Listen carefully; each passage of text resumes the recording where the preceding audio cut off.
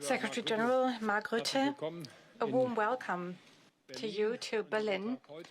On this day, Germany has been a member of NATO for 70 years now, and NATO has a great share in the fact that we've been able to live in this country for 3 generations in freedom, in peace, and in prosperity. We will celebrate this tonight, and I'm delighted that the Secretary General of NATO will join us for the celebrations. In our discussion right now, we look back on the NATO summit in The Hague 2 weeks ago, but we also look to the future, to the work that lies ahead in the coming years. And we know that there is a lot of work ahead after the NATO summit we've had 2 weeks ago. In The Hague, we agreed to massively enhance our capabilities for deterrence and defense. And now we must move on to implementation. We need, firstly, to strengthen our defense budgets. And for Germany, the federal government has set the right track already. This opens us leeway that we need to react to the Russian threat with sober-mindedness and a clear compass. We will use these funds wisely and in a well-planned manner, and we will expand the Bundeswehr to an army that will be a leader in this context. We will procure new equipment in large quantities. We will have a special focus on new technologies. And the Federal Ministry of Defense is working at full speed on this project. We will make these substantial procurements in a way that it strengthens our German and European defense industries. We will closely coordinate with European partners on this matter to improve procurement together and do procurement together. We will bank on simplification, standardization, and economies of scale. You know that this is especially important to me. The number of the systems that we use in Europe is too high. The systems that we have are too complicated, too complex, and we do not use economies of scale in a sufficient manner, so we order systems in too small numbers. We do not do that in order to do someone a favor, but we do it because especially Russia's militant revisionism is threatening freedom, peace, and prosperity in the entire Euro-Atlantic area. We take this threat very seriously, so this is why we are strengthening the European pillar of NATO. We've also briefly discussed the Russian war of aggression against Ukraine. Russia is bombing Ukrainian cities night after night from the air in a targeted manner. Only last night we've seen the most severe bombings and missile attacks since the beginning of the war, and they target basically only civilian targets. It's terrorism against civilians, and it has nothing to do with the war against military targets. I'm grateful that at the same time there have been signals from Washington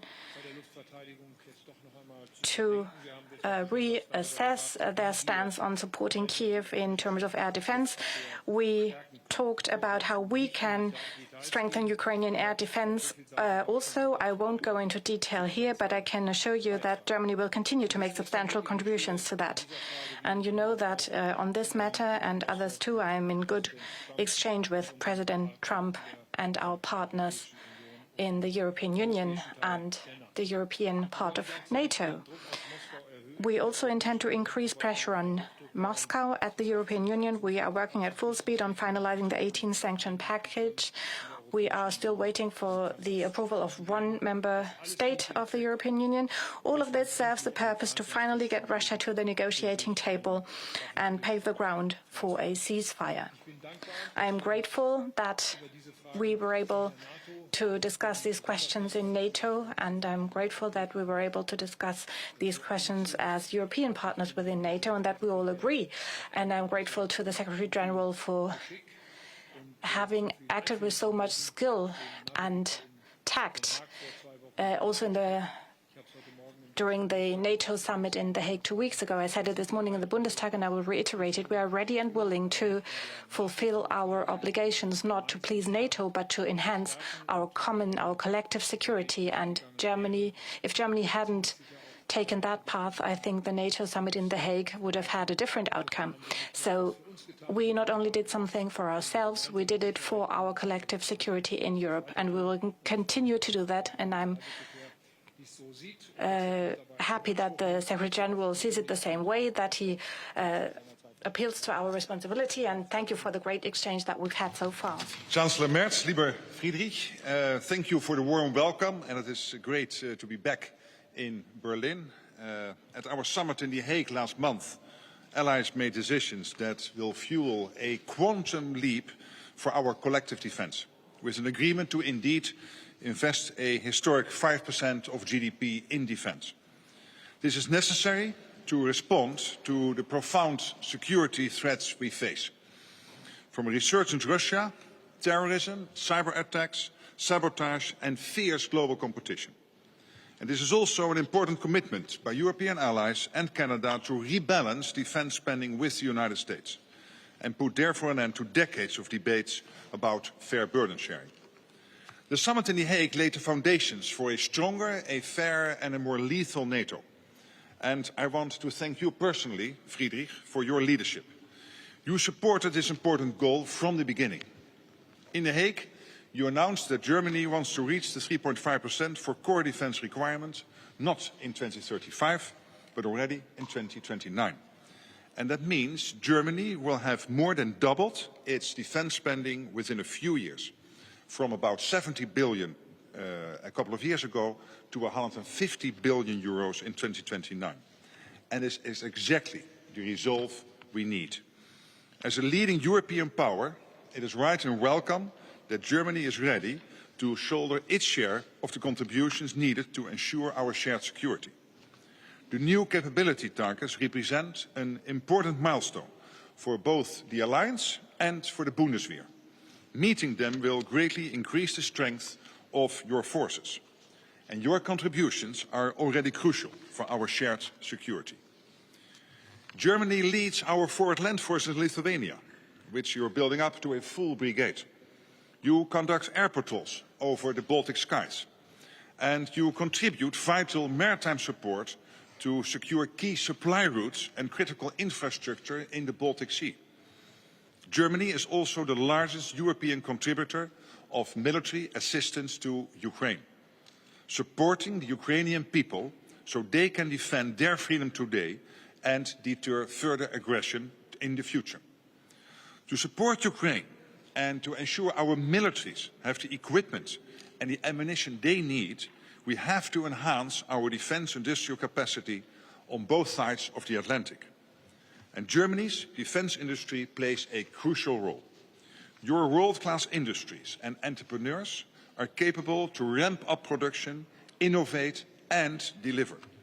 But none of us need to do this alone. Transatlantic Defense Cooperation makes all of us stronger and safer. We see evidence here in Germany, including with the new Patriot factory in Bavaria and the production of parts for the F-35 fighter jet in North Rhine-Westphalia. And this is not only to boost our security, it creates jobs on both sides of the Atlantic. So indeed, as you said, we have a lot to do. I know I can count on Germany, I can count on you personally, and Germany can count on a strong and united NATO. Later today, we will mark the 70th anniversary of the Federal Republic of Germany's accession to NATO. And I am very much looking forward to this ceremony to celebrate Germany's success story that continues today. Chancellor Merz, lieber Friedrich, thank you once again for your commitment to our alliance and for your warm welcome here in Berlin today. Thank you. Chancellor Merz, you've several times referenced to the ferocity of the attacks that Ukraine has suffered over the past couple of days. The big question, of course, is where will the defense systems come from that are urgently needed in Ukraine, even before your defense minister heads to Washington? Und Sie haben sich noch gar nicht zu dem And you haven't said anything about the laser attack on a German aircraft, an attack from Chinese and Secretary General, to you the question. You've made quite a stir by referencing to World War III and drawing a scenario which would see simultaneous attacks by Russia and China. Is that just one NATO scenario? How likely is it? And historians are often stressing that it's hard to tell when you actually enter a war. So are you already seeing the precursor of that?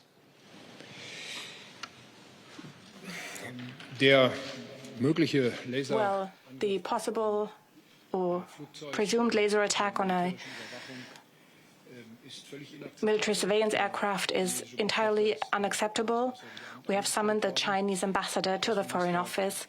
The Foreign Minister has not yet prepared a final report about this meeting, so I cannot give you a final assessment today, but it shows you that we need to deal with such activities and that we need to absolutely make clear where these laser attacks or where this laser attack on a German aircraft came from. The equipment of the Ukrainian army is a topic that has been very important on a permanent basis also for the alliance between those that lead the coalition of the willing, and we will meet tomorrow in Rome to also discuss the scenario of the day after a ceasefire scenario. During the conference in Rome, we will have a video call of the coalition of the willing and discuss some details about additional deliveries and additional support to Ukraine, especially additional air defense systems require decisions to be made, and I will make offers that we as Germany can make. To your second question, our working assumption is the following, that indeed, as we see, China is rapidly building up its armed forces. They have now more ships sailing than the US.